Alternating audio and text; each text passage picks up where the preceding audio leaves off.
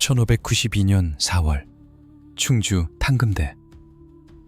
남한강의 푸른 물결은 그날따라 유난히 고요했고 봄바람은 부드럽게 갈대밭을 스치고 지나갔습니다. 겉으로 보기에 너무나 평화로워 보이는 이곳에 조선의 운명을 짊어진 8,000명의 사내들이 서 있었습니다.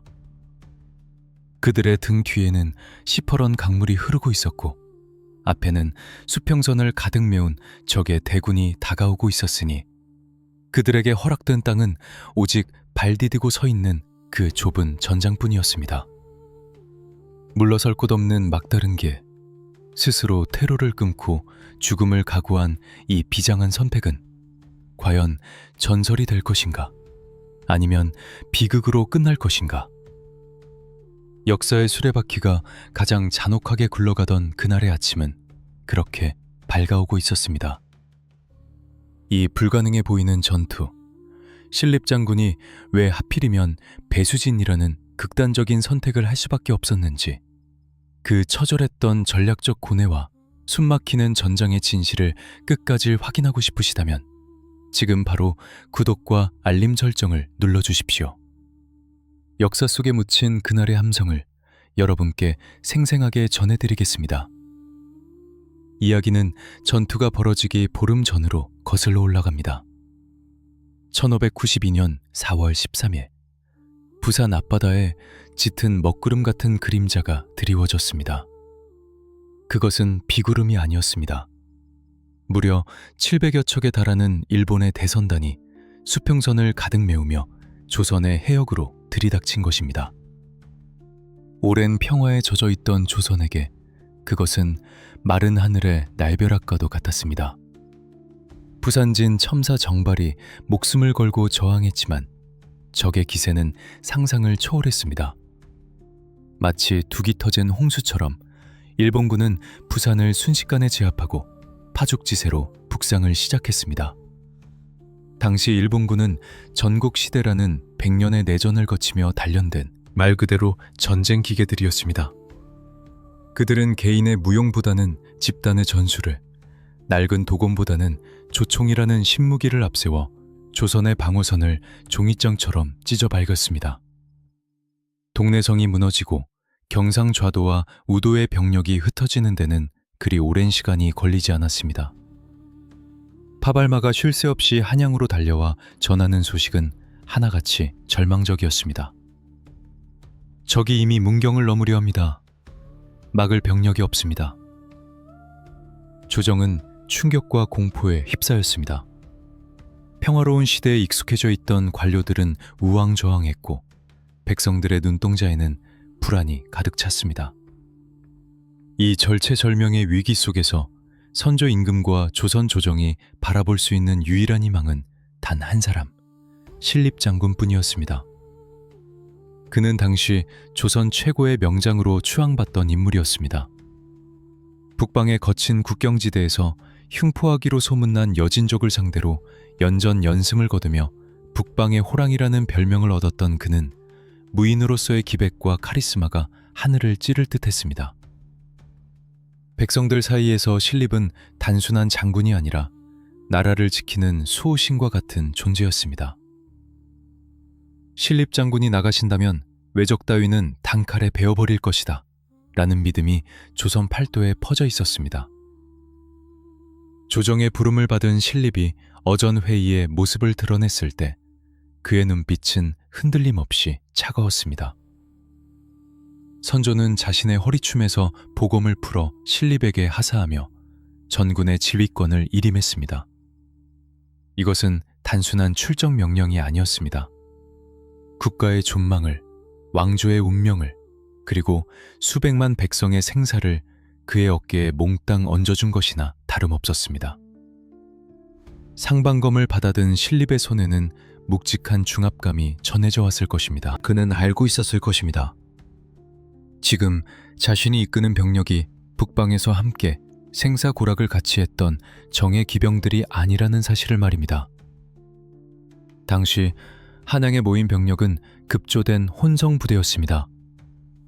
정예 병력이라 할 수 있는 중앙군 일부와 급하게 징집된 시정 잡배, 무기를 잡아본 적도 없는 농민들이 뒤섞여 있었습니다.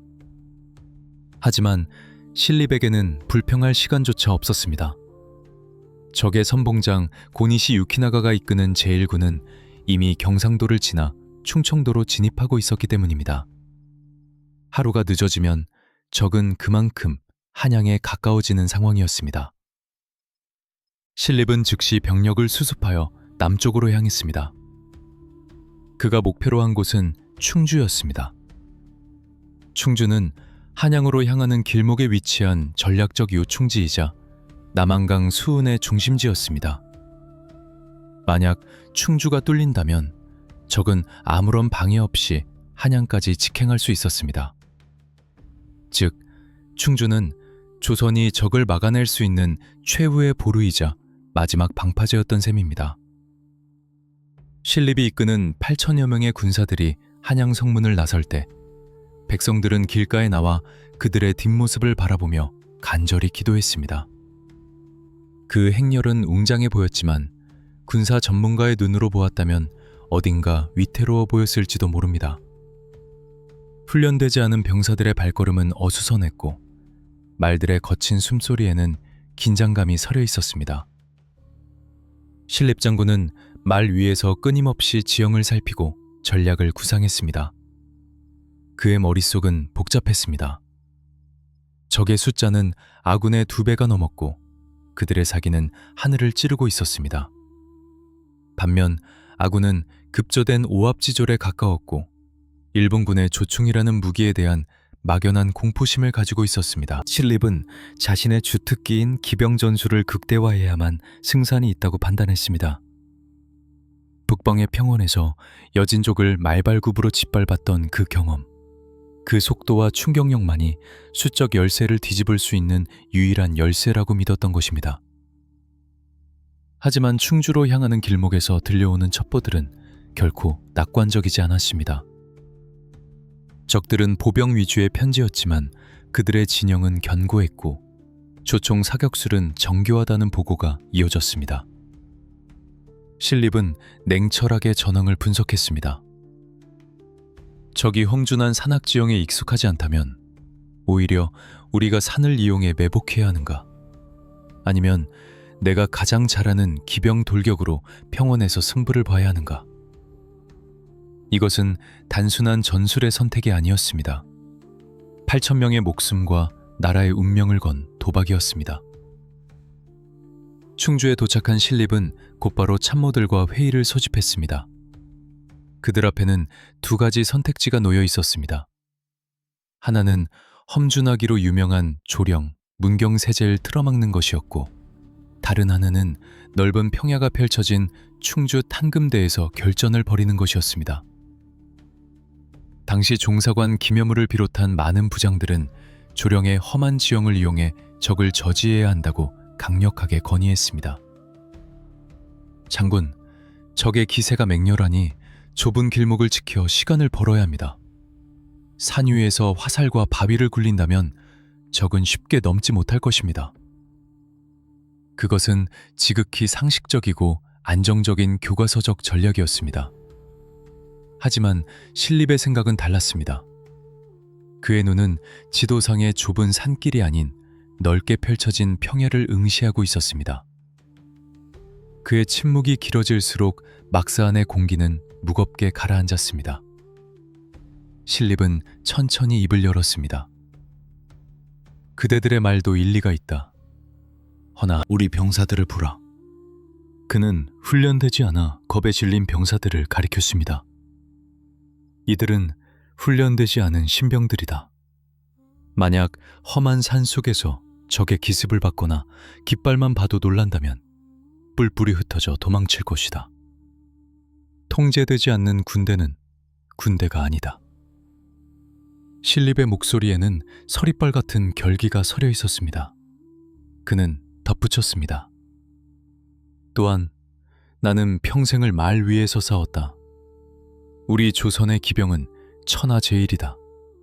저 왜구들은 보병 위주이니 넓은 들판에서 철기병으로 짓밟아 버리면 조총 따위는 쏠 틈도 없을 것이다. 그의 판단에는 일리가 있었습니다. 당시 조선군의 주력은 기병이었고 신립 자신도 기병 전술의 대가였습니다. 좁은 산길에서는 기병이 힘을 쓸 수 없으니 말의 기동력을 살릴 수 있는 평원을 선택한 것입니다. 하지만 그것은 동시에 엄청난 위험을 내포하고 있는 선택이었습니다. 적의 조총부대에게 평원은 사격 연습장이나 다름없을 수 있다는 사실을 당시 신립은 적의 화력을 직접 경험해보지 못했기에 과소평가하고 있었는지도 모릅니다. 혹은 그 위험을 알면서도 아군의 태로 없는 정신력을 믿어보고 싶었을지도 모릅니다. 결국 신립은 역사의 길이 남을 그리고 훗날 수많은 논쟁을 불러일으킬 결단을 내립니다. 정군, 탄금배로 이동한다. 강을 등지고 진을 친다. 살아서 돌아갈 생각은 마라.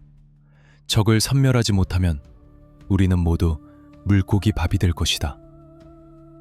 이 명령이 떨어지자 참모들은 경악을 금치 못했지만 장군의 서슬퍼런 기세에 눌려 누구도 반론을 제기하지 못했습니다. 그것은 고전 병법에 나오는 배수진이었습니다.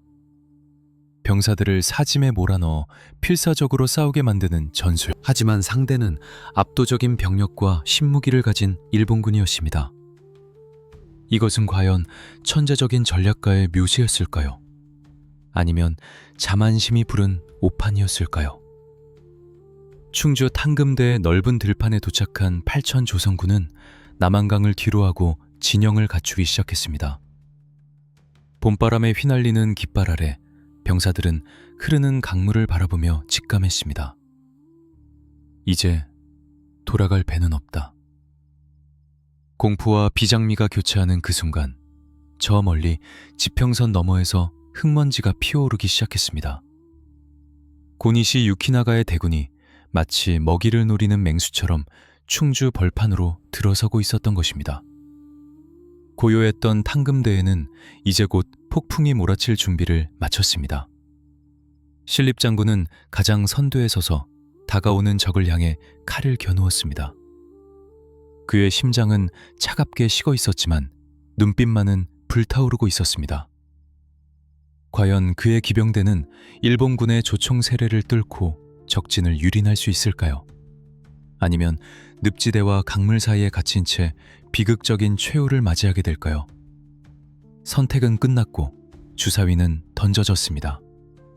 이제 역사상 가장 충격적인 기병 돌격이 시작되려 합니다. 충주에 당도한 신립장군 앞에는 운명을 가를 두 개의 전장이 놓여 있었습니다. 하나는 문경 세자라 불리는 조령이었고 다른 하나는 충주 탄금대의 드넓은 평원이었습니다.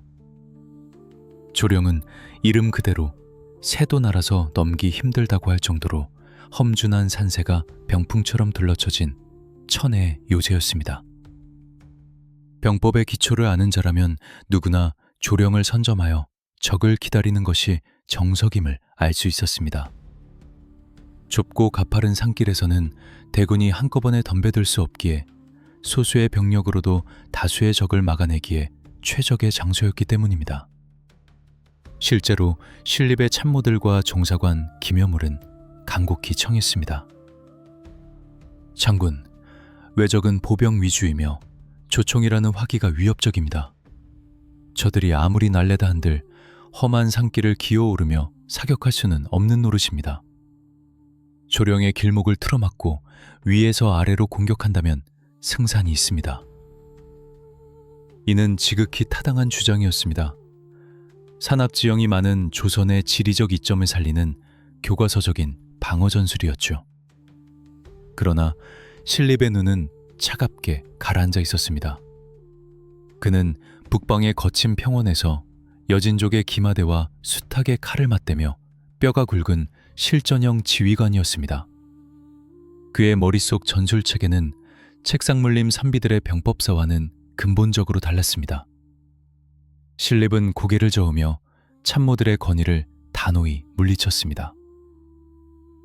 그대들은 하나만 알고 둘은 모른다. 지금 내가 이끄는 군사를 보라. 이들은 며칠 전까지만 해도 밭을 갈던 농부들이거나 저작거리의 장사치들이다. 활 쏘는 법조차 제대로 익히지 못한 자들이 태반이다. 이런 오합지졸들을 데리고 험한 산속에 매복한다? 적의 깃발만 봐도 혼비백산하여 숲속으로 도망칠 것이 뻔하다. 차는 숨기에 좋은 곳이지 겁쟁이들이 싸우기에 좋은 곳이 아니다. 신립의 판단 근거는 명확했습니다. 훈련도가 낮은 병사들에게 퇴로가 열려있는 산악지형은 오히려 독이 될 수 있다는 것이었습니다. 도망칠 구멍이 보이면 싸우려 들지 않을 것이라는 그의 통찰은 인간 심리의 본질을 꿰뚫고 있었습니다. 또한 그는 자신이 가진 가장 강력한 무기인 기병의 활용도를 고민했습니다. 조선의 주력은 북방을 호령하던 기병이었고 신립 자신도 기마 전술의 1인자였습니다. 좁고 울퉁불퉁한 조령의 산길에서는 말의 속도와 충격력을 전혀 살릴 수 없었습니다. 기병이 멈춰선 채 조총의 표적이 되는 것은 자살행위나 다름없었죠. 외적은 보병이다. 그들이 아무리 조총을 쏜다 한들 드넓은 평원에서 질주하는 기병의 속도를 당해낼 수는 없다. 우리가 평원을 선택하면 적은 어쩔 수 없이 대열을 갖추고 나와야 한다. 그때 철기병으로 적의 허리를 끊고 짓밟아버리면 승패는 순식간에 결정될 것이다. 신립은 자신의 경험을 믿었습니다. 북방의 여진족 기병들조차 조선의 기병 돌격 앞에서는 추풍낙엽처럼 쓰러졌습니다. 그는 일본군의 조총부대 또한 기병이 순식간에 거리를 좁혀 들어가면 장전할 틈도 없이 무너질 것이라 확신했습니다. 결국 그는 군사학적 상식을 뒤엎는 결단을 내립니다. 방어에 유리한 산을 버리고 공격에 유리한 평지를 택한 것입니다. 그리고 그 평지는 단순한 들판이 아니었습니다. 탕금대로 간다. 뒤에는 남한강이 흐르고 앞은 트여 있으니 병사들은 물러설 곳이 없어 죽기를 각오하고 싸울 것이다. 이것이 바로 사지에서 살아남는 법, 배수진이다. 탕금대, 신라의 악성 무르기 가야금을 탔다는 전설이 서린 아름다운 명성지. 하지만 1592년 4월의 탕금대는 낭만과는 거리가 먼 차가운 긴장감이 감도는 전장이었습니다. 남한강과 달천이 합류하여 휘감아 도는 이곳은 뒤쪽이 강물로 막혀 있어 배 없이는 그 누구도 빠져나갈 수 없는 완벽한 막다른 골목이었습니다. 신립은 이곳에 8,000병력을 집결시켰습니다. 병사들이 탕금대에 도착했을 때 그들은 본능적으로 자신들의 처지를 깨달았습니다. 뒤를 돌아보면 시퍼런 강물이 넘실거리고 있었고 앞으로는 끝이 보이지 않는 평야가 펼쳐져 있었습니다. 도망칠 곳은 없었습니다. 살고 싶다면 눈앞의 적을 뚫고 나가는 수밖에 없었습니다. 신립의 의도대로 병사들의 눈빛이 변하기 시작했습니다. 공포는 점차 도끼로 바뀌었고 어설픈 농민들은 생존 본능으로 무장한 전사로 거듭나고 있었습니다. 하지만 신립이 간과한 혹은 미처 파악하지 못한 치명적인 변수가 있었습니다. 탕금대 앞의 평원은 겉보기에는 말을 달리기에 좋아 보였지만 사실은 곳곳에 물이 고여 있고 풀이 무성하게 자란 습지대와 논밭이 혼재된 땅이었습니다. 봄철의 해동과 맞물려 땅은 생각보다 질척거렸습니다. 이는 말의 발목을 잡는 족쇄가 될 수 있었습니다. 또한 일본군은 단순한 보병이 아니라 수많은 실전 경험을 통해 다양한 지형에서의 부대 운영에 통달한 베테랑들이었습니다. 신립은 부대 배치를 완료했습니다. 중앙에는 자신이 직접 지휘하는 최정예 기병대를, 좌우 날개에는 궁수와 보병을 배치하여 적을 포위 섬멸할 태세를 갖추었습니다. 강바람이 깃발을 요란하게 흔들었고 말들은 불안한 듯 발을 구르며 콧김을 뿜어댔습니다. 신립은 언덕 위에 올라 멀리 문경 쪽을 응시했습니다. 그의 표정은 비정함을 넘어선 어떤 초월적인 결의로 가득 차 있었습니다. 오늘 우리는 여기서 죽거나 아니면 전설이 된다. 조선의 운명이 이 들판에 달려있다. 그 시각 고니시 유키나가가 이끄는 일본군 제1군은 조령을 무혈 입성으로 통과하고 있었습니다. 텅 빈 조령 관문을 지나며 일본군 지휘관들은 의아해하면서도 환호했습니다. 조선군이 이 천혜의 요새를 비우다니 하늘이 우리를 돕는구나. 그들은 거침없이 충주로 진격해 들어왔습니다. 첩보병들이 신립에게 급보를 전했습니다. 적의 선봉이 충주성 외곽에 도달했습니다. 그 수가 개미떼와 같습니다. 이제 선택의 시간은 끝났습니다. 전략적 논쟁도 지형에 대한 유불리를 따지는 것도 더 이상 의미가 없었습니다. 남은 것은 오직 충돌뿐. 신립이 선택한 이 배수진이 신의 한 수가 될지 아니면 자충수가 될지는 잠시 후 판가름 날 것입니다. 멀리 지평선 너머로 검은 점들이 나타나기 시작했습니다. 그것은 점차 거대한 띠를 이루며 다가왔고 이내 대지를 울리는 발소리와 함께 일본군의 위용이 드러났습니다. 형형색색의 깃발과 번쩍이는 칼날, 그리고 그들이 어깨에 맨 낯선 무기, 조총. 탕금대의 갈대밭 사이로 긴장감이 팽팽하게 당겨졌습니다. 신립장군은 칼을 뽑아 들었습니다. 준비하라. 놈들이 사거리 안에 들어오면 조선 기병의 무서움을 뼈저리게 느끼게 해주겠다. 폭풍 전야의 고요함이 깨지고 있었습니다. 과연 신립의 8천 결사대는 다가오는 죽음의 그림자를 걷어낼 수 있을까요? 아니면 그 자신이 파놓은 함정에 빠지게 될까요? 충주 탕금대의 평원 너머로 마치 검은 파도가 밀려오듯 지평선이 어두워지기 시작했습니다. 처음에는 그저 거대한 먹구름이 땅에 내려앉은 줄로만 알았습니다. 하지만 그 검은 덩어리는 점점 형태를 갖추어가며 규칙적인 발소리와 함께 대지를 울리는 진동으로 변해갔습니다. 고니시 유키나가가 이끄는 일본군 제1군 무려 18,700명의 대군이 드디어 그 위용을 드러낸 것입니다. 그들의 등장은 단순한 적군의 출현이 아니었습니다. 그것은 조선군이 단 한 번도 경험해보지 못한 이질적이고도 공포스러운 문명의 충돌이었습니다. 일본군의 행렬은 질서정연했습니다. 각 부대를 상징하는 수천 개의 노보리가 바람에 펄럭이며 장관을 이루었고 형형색색의 갑옷을 입은 보병들이 숲을 이루듯 빽빽하게 전진해왔습니다. 그들의 맨 앞줄에는 긴 창을 든 창병들이, 그리고 그 뒤로는 검은색 쇠막대를 어깨에 맨 부대가 배치되어 있었습니다. 바로 조선이 그토록 얕잡아 보았던, 그러나 훗날 가장 뼈아픈 교훈을 남기게 될 조총부대였습니다. 반면 이들을 맞이하는 신립장군의 조선군은 8천여 명.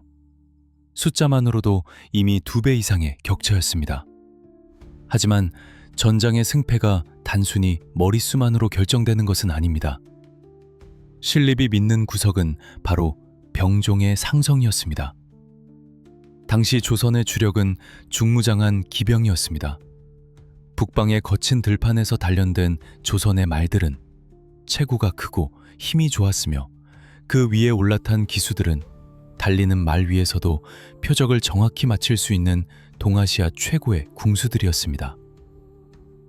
조선의 최종 병기인 각궁은 사거리와 연사속도 면에서 당시 일본의 재래식화를 압도했습니다. 10년 된 조선 궁수라면 적이 한 발을 쏘는 동안 3발 이상을 날릴 수 있었고, 화살비를 퍼부어 적의 기세를 꺾은 뒤 묵직한 마상창으로 적진을 유린하는 것이 조선군의 필승 공식이었습니다. 신립은 이 공식이 왜군에게도 통할 것이라 확신했습니다. 저들의 조총은 장전하는 데 시간이 오래 걸린다. 한 번 쏘고 나면 빈틈이 생긴다. 그 틈을 타고 들어 말발굽으로 짓밟으면 끝이다. 이것이 신립의 계산이었습니다. 하지만 고니시 유키나가의 군대는 단순한 보병 집단이 아니었습니다. 전국시대라는 피비린내 나는 100년 내전을 거치며 그들은 기병을 상대하는 법을 뼈저리게 체득한 군대였습니다. 그들의 조총 전술은 단순히 총을 쏘는 것이 아니라 사수들이 3열 혹은 그 이상으로 나뉘어 교대로 사격하는 연속 사격 시스템을 갖추고 있었습니다.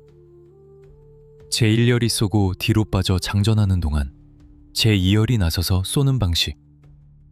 이로써 조총의 최대 약점인 긴 장전 시간을 보완하고 끊임없는 화망을 구성할 수 있었던 것입니다. 또한 일본군의 창병들은 기병의 돌격을 저지하기 위해 긴 창을 빽빽하게 세워 마치 고슴도치와 같은 방어벽을 구축하는 데 능숙했습니다. 신립장군과 조선군은 눈앞에 펼쳐진 적의 진영이 예사롭지 않음을 직감했습니다. 흩어져서 약탈이나 일삼던 왜구와는 차원이 다른 고도로 훈련된 정규군이었습니다. 전장에는 숨막히는 침묵이 감돌았습니다. 1만 8천 명의 적군과 8천 명의 아군, 도합 2만 6천 명이 넘는 인간들이 대치하고 있었지만 들리는 것은 오직 바람 소리와 뒤편 남한강의 물소리, 그리고 가끔 들려오는 말들의 거친 숨소리뿐이었습니다. 이 고요함이야말로 폭풍이 몰아치기 직전에 가장 공포스러운 순간이었습니다. 신립장군은 말 위에서 꼿꼿한 자세로 전선을 순시했습니다. 그의 표정은 차가운 강철과 같았습니다. 병사들의 눈동자가 흔들리는 것을 보았지만 그는 질책하지 않았습니다. 대신 그는 침착하고 묵직한 목소리로 병사들의 심장을 두드렸습니다. 두려워 마라. 너희의 등 뒤에는 강이 있다. 물러설 곳은 없다. 하지만 보라. 우리 앞에는 드넓은 평원이 있다. 이것은 우리의 땅이다. 너희가 준 활과 창, 그리고 우리가 탄 말이 저 외적들을 단숨에 휩쓸어 버릴 것이다. 오늘 우리는 살아서 이 강을 건너지 않는다. 오직 승리하여 적의 시체를 밟고 당당히 돌아갈 것이다. 그의 말은 단순한 독려가 아니었습니다. 그것은 죽음을 각오한 자만이 내뿜을 수 있는 서늘한 카리스마였습니다.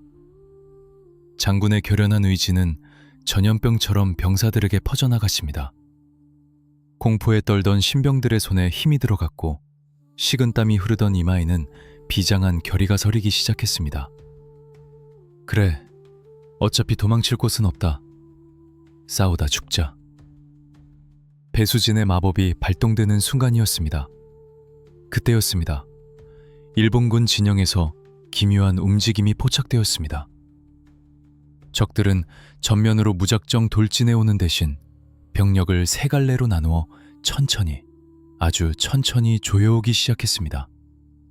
마치 거대한 뱀이 먹잇감을 감싸듯이 좌익과 우익이 넓게 펼쳐지며 탕금배의 지형을 장악해 들어왔습니다. 그리고 그들의 선두에는 어김없이 조총부대가 배치되어 있었습니다. 그들의 손에 들린 조총의 화승에 불이 붙기 시작했습니다. 타오르는 불꽃의 붉은 점들이 하나둘 늘어나더니 이내 수천 개의 반딧불이처럼 적진을 수놓았습니다. 신립은 눈을 가늘게 떴습니다. 거리 계산이 시작되었습니다. 아직은 유효 사거리가 아니었습니다. 조선의 각궁이 닿을 거리가 되기를, 기병이 전속력으로 달려서 순식간에 들이닥칠 수 있는 거리가 되기를 기다려야 했습니다. 하지만 적들은 교활했습니다.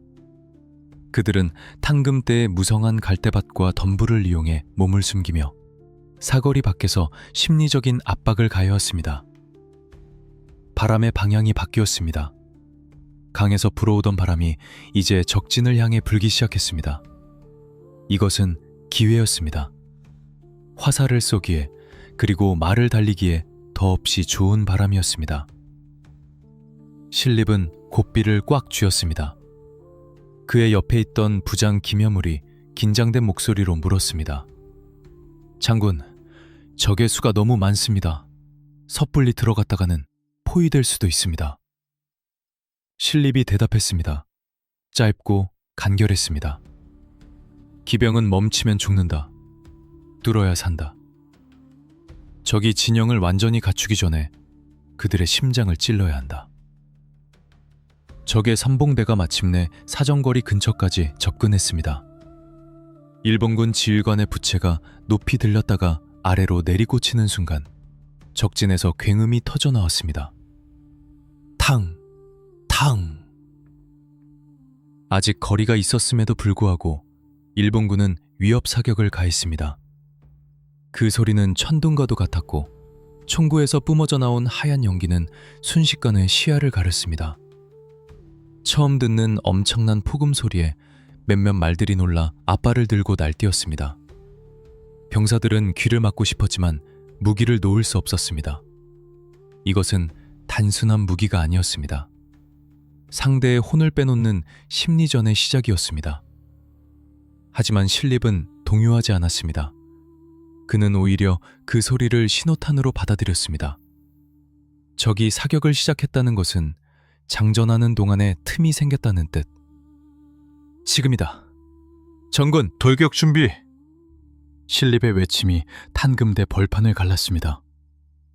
8,000개의 심장이 동시에 쿵쾅거리기 시작했습니다. 칼은 뽑혔고 활 시위는 당겨졌습니다. 이제 역사상 가장 비극적이지만 가장 용맹했던 돌격이 시작되려 하고 있습니다. 과연 조선의 철기병은 저 굉음과 연기의 장벽을 뚫고 적의 목을 벨 수 있을까요? 아니면 시대의 변화라는 거대한 벽 앞에 무릎 꿇게 될까요? 신립 장군의 명령이 떨어지자 조선의 정예 기병대가 지축을 울리며 전진하기 시작했습니다. 그들의 눈앞에 펼쳐진 탄금대의 들판은 겉으로 보기에는 말을 달리기에 더없이 완벽해 보였습니다. 탁 트인 시야, 평탄한 지형, 그리고 적을 향해 곧게 뻗은 길. 신립 장군이 산악지형인 조령을 포기하고 이곳을 선택한 이유가 바로 이 속도와 충격력을 극대화하기 위함이었습니다. 그는 확신했습니다. 이 평원이야말로 조선의 말발굽이 적의 보병들을 짓밟고 유린할 최적의 사냥터라고 말입니다. 그러나 전쟁의 신은 잔인하게도 조선의 편이 아니었습니다. 아니, 더 정확히 말하자면 신립 장군은 자신이 발디디고선 이 땅의 진짜 얼굴을 간과하고 있었습니다. 탄금대 앞의 평원은 수천 년 동안 남한강과 달천이 범람하며 만들어낸 충적지였습니다.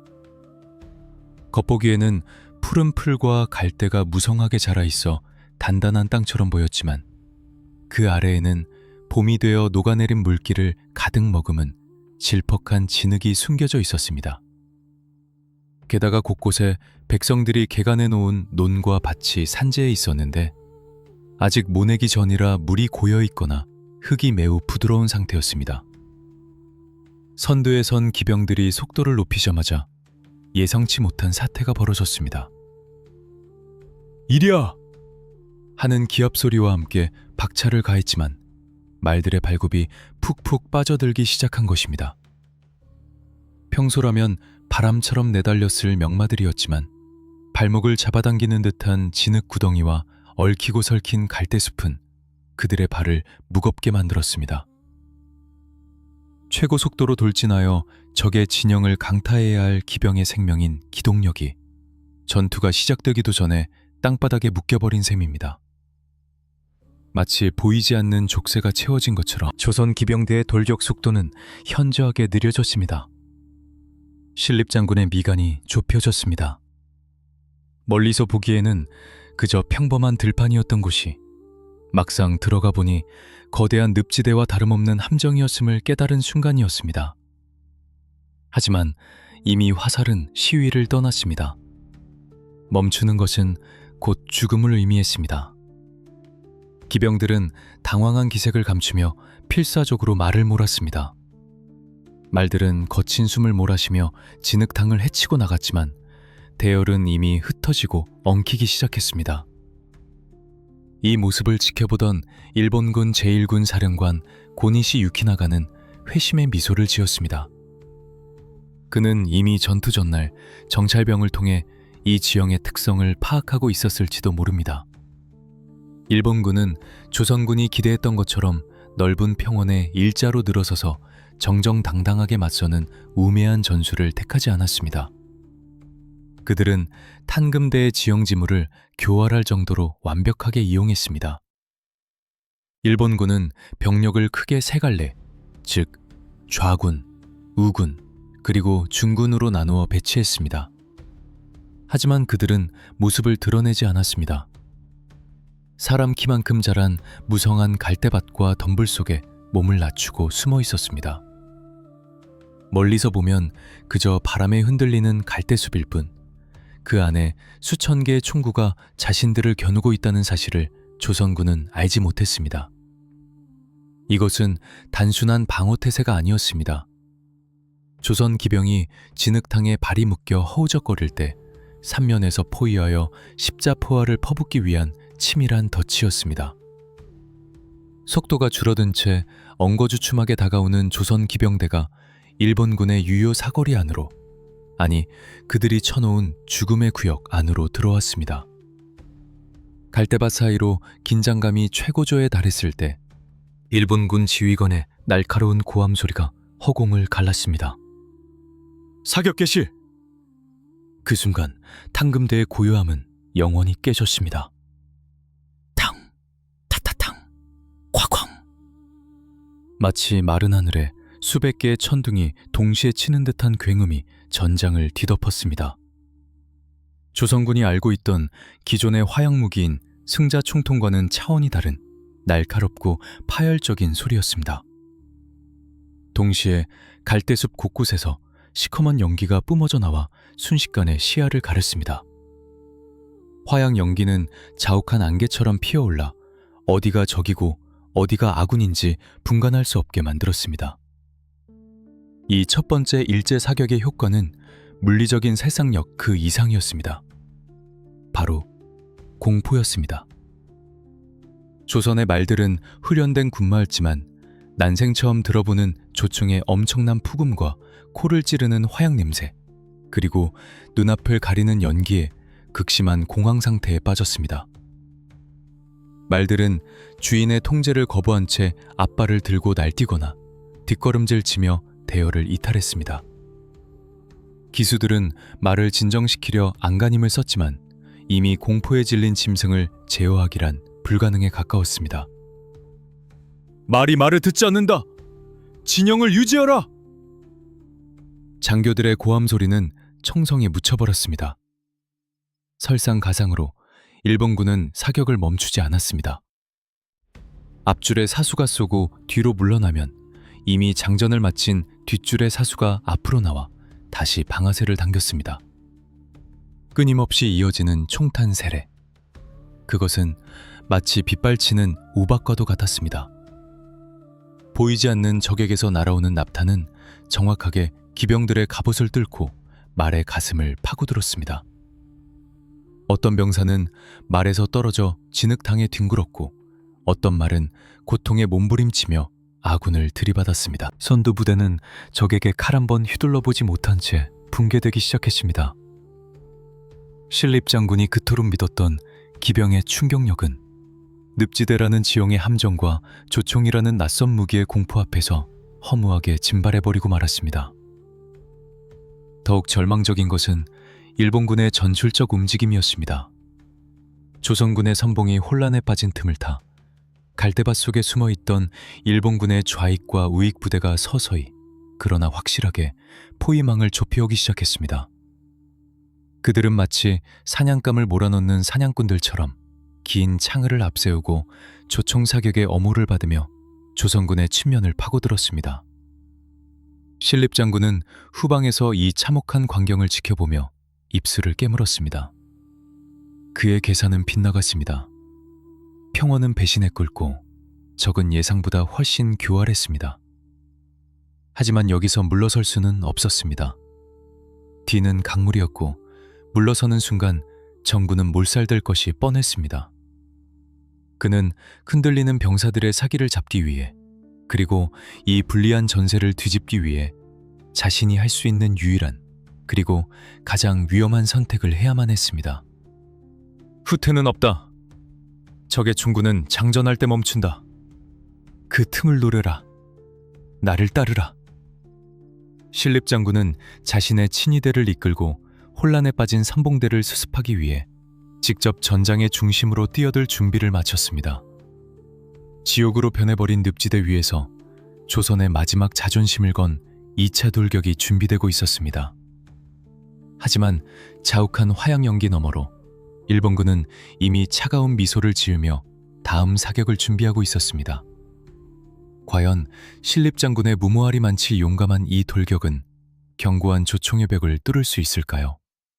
아니면 불나방처럼 화염 속으로 사라지게 될까요? 탕금대의 비극은 이제 막 서막을 올렸을 뿐입니다. 신립 장군의 명령은 단호했습니다. 전군, 돌격하라. 멈추는 자는 벤다. 그것은 단순한 공격 명령이 아니었습니다. 눈앞에서 벌어지고 있는 혼란을 잠재우고 공포에 질린 병사들의 정신을 하나로 모으기 위한 절규에 가까운 외침이었습니다. 이미 선발대가 적의 화망에 걸려 주춤거리는 상황에서 시간을 지체하면 군 전체가 공포에 전염되어 자멸할 것이라는 것을 신립은 본능적으로 감지했습니다. 그는 오직 속도만이 이 죽음의 덫을 뚫을 수 있는 유일한 해법이라 믿었습니다. 명령이 떨어지자마자 탕금대의 대지를 뒤흔드는 거대한 진동이 시작되었습니다. 조선의 주력군인 8천여 명의 철기병들이 일제히 말배를 걷어차며 앞으로 내달렸습니다. 수천 마리의 말발굽 소리는 마치 지축을 울리는 천둥 소리와 같았고 병사들이 내지르는 함성은 하늘을 찌를 듯했습니다. 그것은 조선군이 보여줄 수 있는 최대의 위용이자 마지막 자존심이 담긴 웅장한 광경이었습니다. 멀리서 이를 지켜보던 일본군조차 그 기세에 잠시 숨을 죽였을지도 모릅니다. 거대한 파도가 바위를 부수기 위해 달려드는 형상이었습니다. 하지만 그 파도가 부딪혀야 할 바위는 너무나 견고했고 또 치명적이었습니다. 일본군은 조선 기병대가 사정거리 안으로 완전히 들어올 때까지 침착하게 기다렸습니다. 그들의 규율은 소름 끼칠 정도로 냉정했습니다. 조선군이 활을 쏘며 거리를 좁혀왔지만 일본군의 최전방 방어선은 꿈쩍도 하지 않았습니다. 그들은 오직 지휘관의 신호만을 기다리며 타오르는 화승의 불씨를 총구에 가져다 댈 준비를 하고 있었습니다. 마침내 기병대가 돌이킬 수 없는 선을 넘은 순간 일본군 진영에서 다시 한번 굉음이 폭발했습니다. 가광, 탕, 자다당! 이번에는 성자 사격과는 비교도 안 될 만큼 거대하고 지속적인 사격이었습니다. 일본군의 3단 철포 전술, 즉 사수를 3열로 배치하여 1열이 사격하고 뒤로 빠져 장전하는 동안 2열, 3열이 연이어 사격하는 이 방식은 조선군에게는 재앙 그 자체였습니다. 조선군은 조총의 긴 장전 시간을 약점이라 생각하고 한번 쏘고 나면 틈이 생길 것이다 라고 오판했습니다. 하지만 그 틈은 존재하지 않았습니다. 앞줄의 연기가 채 거치기도 전에 다음 줄의 총탄이 날아왔고 그 뒤를 이어 또 다른 탄환이 빗발쳤습니다. 그것은 마치 보이지 않는 납탄의 벽이 공간을 가로막고 있는 것과 같았습니다. 맹렬한 기세로 돌진하던 기병들은 그 보이지 않는 벽에 부딪혀 추풍낙엽처럼 쓰러져 갔습니다. 탕금배 벌판은 순식간에 자욱한 화양 연기로 뒤덮였습니다. 시야는 하얗게 변했고 그 안에서 들려오는 것은 말의 비명과 병사들의 고통 섞인 신음, 그리고 끊임없이 이어지는 총성뿐이었습니다. 기병들은 앞이 보이지 않는 연기 속으로 무작정 말을 몰아야 했습니다. 적이 어디에 있는지도 모른 채 그저 죽음이 도사리고 있는 하얀 안개 속으로 뛰어드는 꼴이었습니다. 더욱 끔찍한 것은 바로 발밑의 땅이었습니다. 신립 장군을 배신했던 그 질척한 늪지대는 본격적인 대규모 돌격이 시작되자 더욱 악랄하게 기병들의 발목을 잡았습니다. 수천 마리의 말이 한꺼번에 짓밟은 땅은 순식간에 진흙탕으로 변해버렸습니다. 평소라면 바람처럼 내달렸을 명마들이 진흙 구덩이에 발이 빠져 허우적거렸고 속도가 떨어진 기병은 조총 부대에게는 움직이지 않는 표적판이나 다름없었습니다. 기동력을 상실한 기병은 더 이상 위협적인 존재가 아니었습니다. 무거운 갑옷은 물에 젖은 송처럼 병사들을 짓눌렀고, 긴 창과 활은 좁혀진 거리와 엉킨 대열 속에서 무용지물이 되어갔습니다. 어떤 병사는 말에서 떨어져 진흙 속에 파묻혔고, 어떤 병사는 멈춰선 말 위에서 날아오는 탄환을 피할 길 없이 그대로 맞아야 했습니다. 용맹하게 적진 코앞까지 다가간 병사들도 있었으나 그들을 기다리는 것은 빽빽하게 세워진 일본군의 장창벽과 그 뒤에서 냉혹하게 방아쇠를 당기는 조총수들이었습니다. 칼 한 번 제대로 휘둘러 보지 못하고 적의 얼굴조차 확인하지 못한 채 조선의 젊은이들은 차가운 땅으로 돌아갔습니다. 이것은 전투라기보다는 일방적인 사냥에 가까웠습니다. 조선 기병의 장기인 충격력은 연기벽에 막혀 소멸했고, 기동력은 진흙탕에 먹혀버렸습니다. 전장은 아수라장으로 변했습니다. 명령체계는 무너졌고 부대 간의 연락은 두절되었습니다. 뒤따라오던 후발대는 앞선 복루들이 쓰러져 산을 이루는 모습을 보며 공포에 질려 멈칫거렸지만 멈춰선 그곳 역시 안전한 곳은 아니었습니다. 후퇴하라! 아니, 돌파하라! 젠장, 말이 움직이지 않는다! 곳곳에서 절규가 터져나왔습니다. 병사들은 본능적으로 뒤를 돌아보았습니다. 도망치고 싶었습니다. 이 지옥 같은 연기 속에서 벗어나고 싶었습니다. 하지만 그들의 등 뒤에는 무심하게 흐르는 남한강의 시퍼런 물결이 가로막고 있었습니다. 신립장군이 병사들의 결사항전을 유도하기 위해 선택한 배수지는 이제 병사들을 꼼짝없이 가둬두는 감옥이 되어버렸습니다. 물러설 곳이 없다는 사실은 병사들에게 용기를 주는 대신 빠져나갈 구멍이 없다는 절망감을 안겨주었습니다. 강으로 뛰어들 수도 앞으로 나아갈 수도 없는 진퇴양난의 상황. 일본군은 이 기회를 놓치지 않았습니다. 중앙의 화력이 조선군의 주력을 묶어두는 사이 좌우 날개에 매복해 있던 일본군 별동대가 조선군의 측면과 후방을 조여오기 시작했습니다. 포위망은 서서히 그러나 확실하게 좁혀져 왔습니다. 갈대밭 사이에서 튀어나온 일본군 보병들은 긴 창과 일본도를 휘두르며 혼란에 빠진 조선군을 압박했습니다. 말을 잃고 땅에 떨어진 조선 기병들은 무거운 갑옷을 입은 채 진흙탕에서 사투를 벌여야 했습니다. 가볍고 날렵한 일본군 보병들을 상대로 진흙 속에서의 육박전은 승산이 없었습니다.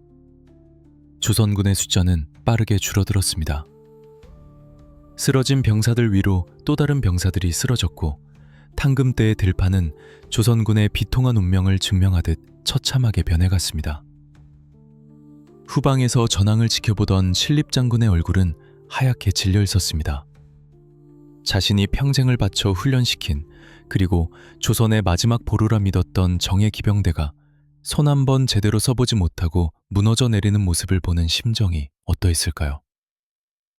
그의 눈앞에서 벌어지는 광경은 단순한 패배가 아니었습니다.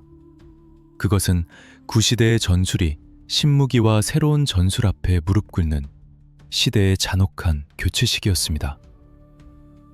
하지만 신립은 아직 포기하지 않았습니다. 아니, 포기할 수 없었습니다. 그의 곁에는 아직 그를 믿고 따르는 최정의 친위대가 남아있었습니다. 그리고 그의 가슴 속에는 비록 전략적 오판을 했을지언정 비겁하게 도망치지는 않겠다는 무인으로서의 마지막 자존심이 불타고 있었습니다. 아직 끝나지 않았다. 내가 직접 길을 연다. 신립장군은 자신의 투구를 고쳐 썼습니다.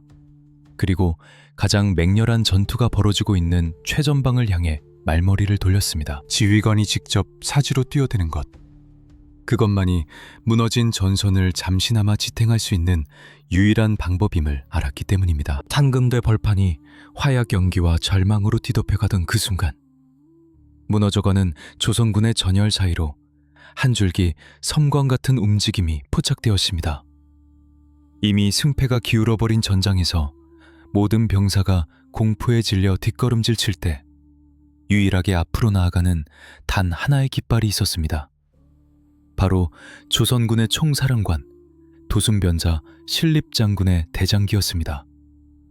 그는 후방에서 안전하게 지휘하며 패배를 관망하는 비겁한 장수가 아니었습니다. 자신의 전략적 오판으로 병사들이 고통받는 모습을 지켜보던 신립은 스스로 그 지옥의 한복판으로 뛰어들어 책임을 다하기로 결심했습니다. 그는 자신의 최정예 친밀대의 수십 기를 이끌고 혼란의 도가니가 된 전장의 중심으로 말머리를 돌렸습니다. 투구끈을 단단히 조여매고 등 뒤에 가득 채운 화살통을 확인한 그의 눈빛은 흡사 굶주린 호랑이의 그것처럼 형형하게 빛나고 있었습니다. 나를 따르라. 적의 진영을 뚫고 대장기를 베어라. 신립의 우렁찬 호령이 전장의 소음을 뚫고 울려 퍼지자 공황 상태에 빠져있던 주변 병사들의 시선이 그에게 쏠렸습니다. 장군이 직접 칼을 뽑아들고 적진으로 돌진하는 모습은 꺼져가던 조선군의 사기에 마지막 불꽃을 지폈습니다. 죽음을 각오한 지휘관의 뒷모습보다 더 강력한 웅변은 없었습니다. 흩어졌던 기병들이 하나둘 장군의 뒤를 따르기 시작했고 그들은 다시 한번 거대한 화살이 되어 일본군의 심장을 향해 날아갔습니다. 신립장군의 무용은 실로 놀라웠습니다. 북방의 호랑이라는 명성은 헛된 소문이 아니었습니다. 그는 달리는 말 위에서 자유자재로 몸을 돌리며 활을 쏘아댔습니다. 그의 손을 떠난 화살은 어김없이 적의 투구와 갑옷 틈새를 파고들었습니다. 마치 신이 들린 듯한 솜씨였습니다. 그가 활 시위를 당길 때마다 전진해 오던 일본군 병사들이 하나둘씩 힘없이 바닥으로 쓰러졌습니다. 재장전을 위해 잠시 멈칫하던 일본군 조총부대 사이에서 동요가 일어났습니다. 저자는 누구냐? 사람이 아니다! 귀신이다! 일본군 사이에서도 비명이 터져나왔습니다. 신립과 그의 친위대가 뿜어내는 기세는 압도적이었습니다. 그들은 조총의 화망을 뚫고 순식간에 일본군 삼봉대와의 거리를 좁혔습니다. 활이 바닥나면 칼을 뽑아들었고 창이 부러지면 말의 몸통으로 적을 들이받았습니다. 신립장군이 휘두르는 검광이 번뜩일 때마다 적의 대열이 좌우로 갈라지며 길이 열렸습니다. 그 처절하고도 맹렬한 기세에 눌려 파도처럼 밀려오던 일본군 제1군의 전진이 일시적으로 멈칫하며 뒤로 물러나는 기적 같은 상황이 벌어졌습니다. 멀리서 전황을 지켜보던 일본군 총대장 고니시 유키나가조차 이 광경에 혀를 내둘렀습니다. 압도적인 병력 차이와 최신 무기 앞에서도 굴하지 않고 단신으로 전세를 뒤집으려 발버둥치는 적장의 투혼에 경이로움을 느꼈을 것입니다. 그는 즉시 명령을 내려 예비대를 투입했습니다. 저자가 적의 대장이다. 저자를 놓치면 이 전투는 길어진다. 전 화력을 저 한 사람에게 집중하라. 고니시의 명령이 떨어지자 잠시 주춤했던 일본군은 다시 전열을 정비했습니다.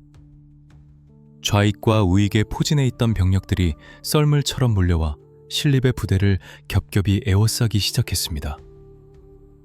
아무리 천하무적의 신립이라 해도 수천 명의 적을 혼자서 감당할 수는 없는 노릇이었습니다. 사방에서 날아오는 탄환과 창날이 그를 노렸습니다. 신립의 친위대는 장군을 지키기 위해 필사적으로 싸웠습니다. 그들은 인간 방패가 되어 날아오는 총탄을 막아섰고 마지막 순간까지 적을 향해 칼을 휘두르며 장렬하게 산화해갔습니다. 1명, 2명. 아끼는 부하들이 자신의 곁을 떠나 차가운 땅에 눕는 모습을 보며 신립은 피눈물을 삼켰습니다. 그의 갑옷은 이미 너덜너덜해졌고 그가 탄 말 또한 거친 숨을 몰아쉬며 비틀거렸습니다. 화살통은 비었고 칼날은 무뎌졌습니다. 그럼에도 신립은 멈추지 않았습니다. 그는 서너 번이나 포위망을 뚫고 적진 깊숙이 들어갔다가 다시 빠져나오기를 반복했습니다. 마치 성난 야수가 우리에 갇혀 날뛰는 듯한 형상이었습니다. 그러나 그것은 승리를 위한 돌격이라기보다는 무인으로서의 마지막 자존심을 지키기 위한 처절한 몸부림에 가까웠습니다. 시간이 흐를수록 전세는 더욱 절망적으로 변해갔습니다. 2차, 3차 돌격마저 무의로 돌아가고 조선군의 주력 부대는 완전히 붕괴되었습니다. 일본군은 이제 토끼몰이를 하듯 포위망을 좁혀오며 조선군을 탕금대의 가장자리, 즉 남한강의 절벽 쪽으로 몰아붙였습니다. 장군, 더 이상은 무리입니다. 피하셔야 합니다. 살아남은 부장 김여물이 피투성이가 된 채 달려와 신립의 말굽비를 잡고 외쳤습니다. 하지만 신립은 고개를 저었습니다. 그의 시선은 이미 승패를 넘어선 어딘가를 응시하고 있었습니다. 피하다니, 어디로 간단 말이냐? 뒤는 강물이고 앞은 적이다. 내가 약속하지 않았느냐? 우리는 살아서 이 강을 건너지 않는다고. 신립의 목소리는 차분했습니다. 전장의 소음 속에서도 그의 목소리에는 기이할 정도의 평온함이 깃들어 있었습니다. 그는 땀과 흙으로 범벅이 된 얼굴을 들어 좁혀오는 적의 포위망을 둘러보았습니다. 수만 명의 일본군이 시커먼 벽처럼 다가오고 있었고 그 뒤로는 화려한 깃발들이 승리를 자축하듯 펄럭이고 있었습니다. 이제 남은 공간은 얼마 없었습니다.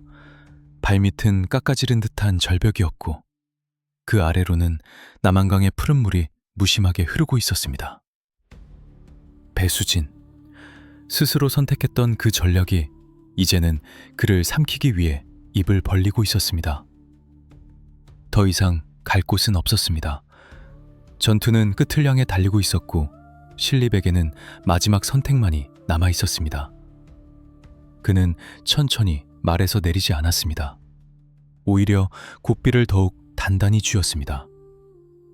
패배한 장수로서 적에게 목을 내어주고 굴욕을 당할 것인가? 아니면 조선 무인의 기계를 끝까지 지키며 스스로 운명을 결정할 것인가? 그의 눈빛이 다시 한번 매섭게 빛났습니다.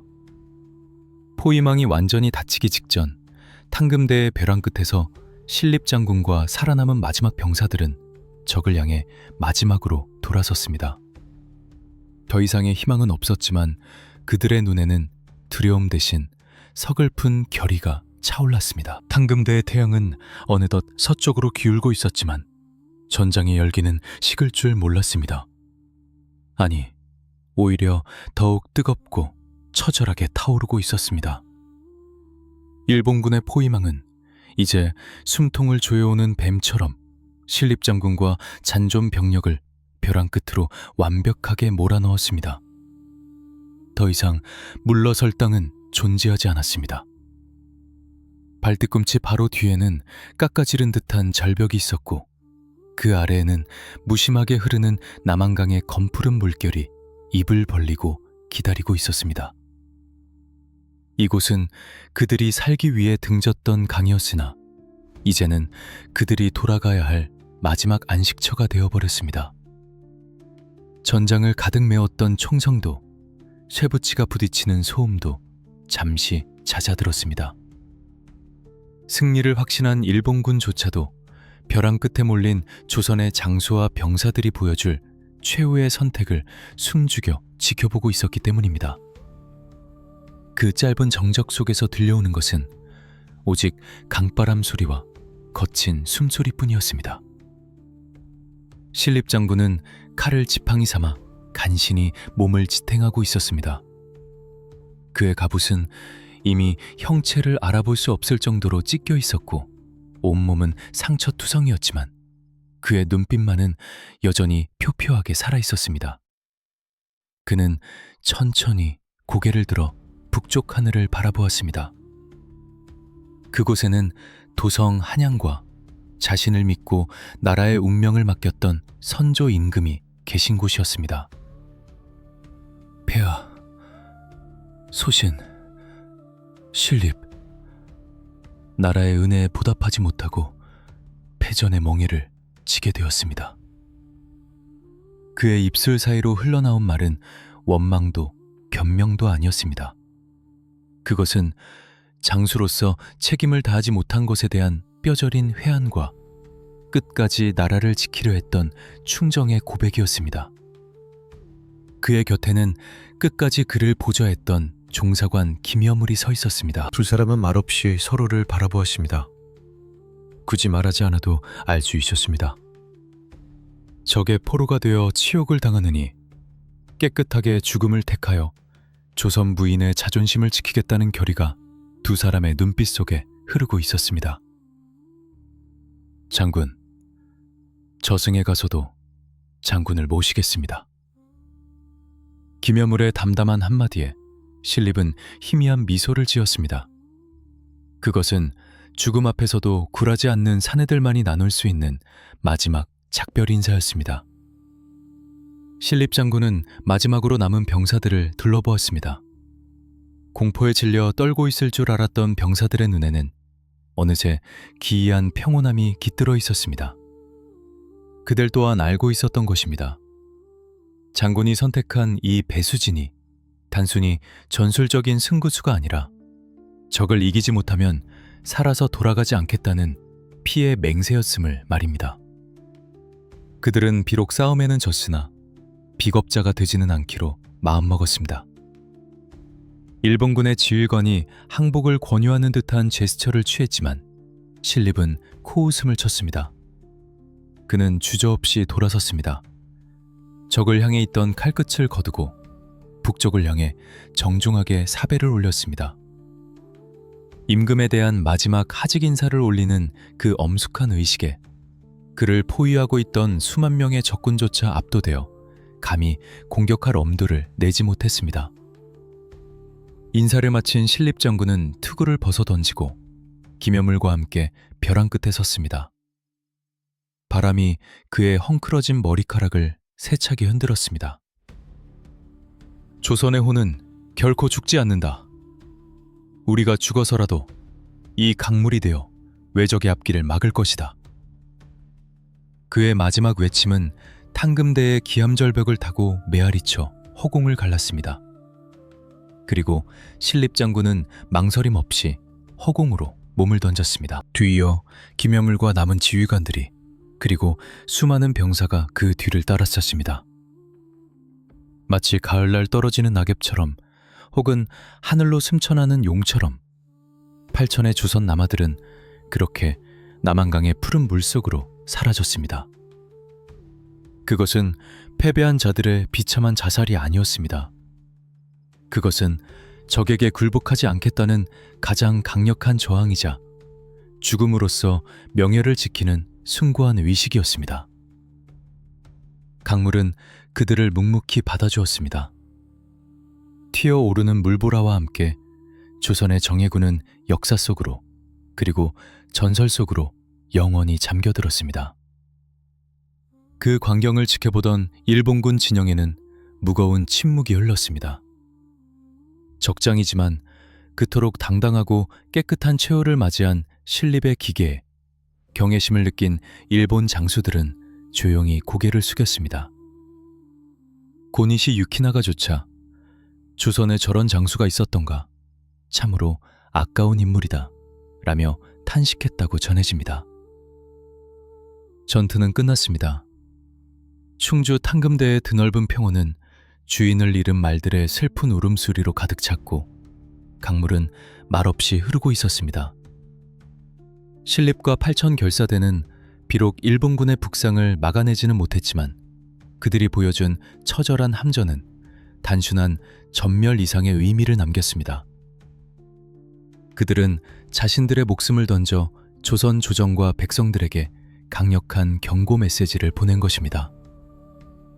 준비하지 않은 자의 최후가 어떠한지, 그리고 나라를 지키기 위해 무엇을 걸어야 하는지를 뼈저리게 가르쳐 준 것입니다. 해가 완전히 저물고 어둠이 탕금대를 덮었습니다. 강물 위로 차가운 달빛이 내려앉았습니다. 사람들은 그날 이후 비가 오거나 흐린 날이면 탕금대 절벽 아래에서 군마의 울음소리와 병사들의 함성이 들린다고 믿었습니다. 탕금다라는 이름은 원래 우르기 가야금을 타던 풍류의 장소였으나 이날 이후로는 조선 병사들의 한과 충절이 서린 비극의 성지로 기억되게 되었습니다. 신립 장군의 죽음은 한 줄기 바람이 되어 한양으로 그리고 조선 팔도로 퍼져나갔습니다. 충주가 뚫리고 신립마저 전사했다는 비보는 조정에 엄청난 충격을 안겨주었지만 동시에 잠자고 있던 의병들의 분노를 깨우는 기폭제가 되었습니다. 그의 육신은 강물에 흩어졌으나 그의 의지는 강물을 타고 흘러 조선의 바다를 지키는 또 다른 영웅에게로 그리고 사냐에서 일어나는 의병들에게로 이어지게 됩니다. 하지만 당장은 조선에게 닥친 시련이 너무나 가혹했습니다. 최후의 보루였던 신림마저 무너진 지금 한양으로 가는 길은 활짝 열려버렸습니다. 왕은 도성을 버려야 했고 백성들은 피난길에 올라야 했습니다. 과연 신립의 패배는 무의미한 희생이었을까요? 아니면 훗날의 승리를 위한 걸음이 되었을까요? 역사는 승자의 기록이라고 하지만 때로는 패자가 남긴 침묵이 승자의 함성보다 더 크게 울릴 때가 있습니다. 신립장군과 8,000결사대가 탕금대의 차가운 강물 속으로 사라진 후 그 비극적인 소식은 삽시간에 북쪽으로 내달려 한양 도성에 당도했습니다. 충주 방어선 붕괴, 신립장군 전사. 이 짧고도 충격적인 전갈은 조선 조정의 심장을 멈추게 만들기에 충분했습니다. 믿었던 북방의 호랑이마저 왜군의 조청 앞에 무릎을 꿇었다는 사실은 이제 더 이상 적을 막을 수 있는 방패가 존재하지 않음을 의미했기 때문입니다. 도성은 공포의 도가니로 변했습니다. 결국 선조 임금은 비를 맞으며 한양을 버리고 북쪽으로 피난을 떠나는 몽진, 임금이 도성을 떠나 피난함을 결정해야만 했습니다. 백성들은 통곡하며 왕의 가마 뒤를 따랐고 찬란했던 조선의 평화는 그렇게 끝나는 듯 보였습니다. 신립의 패배는 단순한 전투의 실패를 넘어 국가 시스템 전체의 붕괴를 알리는 조정과도 같았습니다. 하지만 역사는 때때로 가장 깊은 어둠 속에서 새로운 빛을 만들어냅니다. 탕금대 전투의 참혹한 패배는 역설적이게도 조선 전체를 강제로 각성시키는 계기가 되었습니다. 그동안 설마 전쟁이 일어나겠어? 라며 안일함에 빠져있던 조선의 사대부와 백성들은 신립이라는 거목이 쓰러지는 것을 목격하고서야 비로소 현실을 직시하게 되었습니다. 일본군은 단순한 해적무리가 아니라 고도로 훈련된 정규군이며 최신 무기로 무장한 무서운 적이라는 사실을 뼈저리게 깨달은 것입니다. 이 충격요법은 잠자고 있던 민족의 생존 본능을 일깨웠습니다. 광분이 무너진 자리에서 이름 없는 선비와 농민, 승려들이 낫과 죽창을 들고 일어서기 시작했습니다. 곽재우, 고경명, 조원과 같은 의병장들이 전국 각지에서 봉기하여 일본군의 후방을 교란하기 시작한 것입니다. 신립이 정주전에서 보여준 한계는 역으로 의병들이 유격전이라는 새로운 전술을 택하게 만드는 반면교사가 되었습니다. 정면 승부는 안 된다. 지형을 이용하고 기습해야 한다. 탕금대의 교훈은 그렇게 살아남은 자들의 피 속에 전략적 지혜로 스며들었습니다. 무엇보다 신립의 패배는 남쪽 바다를 지키던 한 영웅의 가치를 더욱 빛나게 만들었습니다. 바로 이순신 장군입니다. 신립이 지형의 불리함을 안고 싸운 비운의 장수였다면 이순신은 지형을 완벽하게 장악하고 싸운 승리의 장수였습니다. 육지에서 최정의 기병이 허무하게 무너지는 것을 본 조정과 백성들은 바다에서 들려오는 이순신의 승전보에 더욱 열광하고 희망을 걸게 되었습니다. 만약 탕금대의 충격이 없었다면 조선 수군의 중요성이 그토록 절실하게 다가오지 않았을지도 모릅니다. 신립의 희생은 조선군이 전근대적인 기병 중심 전술에서 화력과 지형을 중시하는 전술로 체질을 개선하는 비싼 수업료였던 셈입니다. 물론 후대의 역사가들은 신립 장군의 전략적 오판을 날카롭게 비판합니다.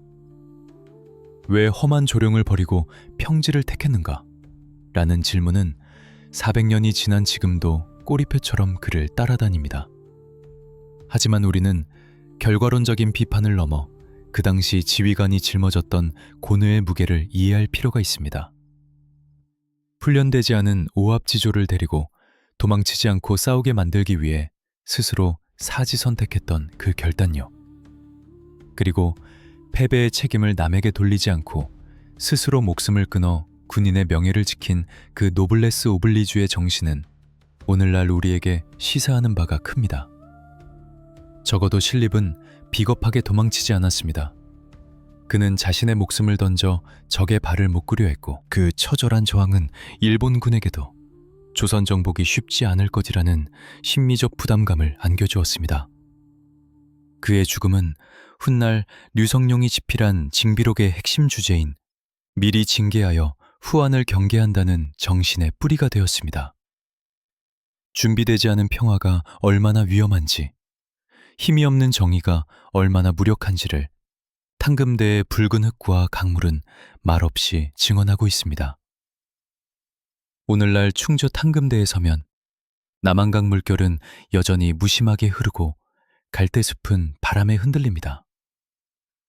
그날의 포성과 비명은 사라졌지만 그곳에는 나라를 위해 기꺼이 자신을 던진 8천 영령들의 숨결이 서려 있습니다.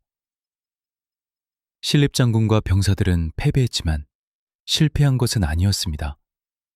그들은 조선이라는 나라가 멸망하지 않고 끈질기게 살아남을 수 있었던 정신의 버팀목이 되어주었기 때문입니다.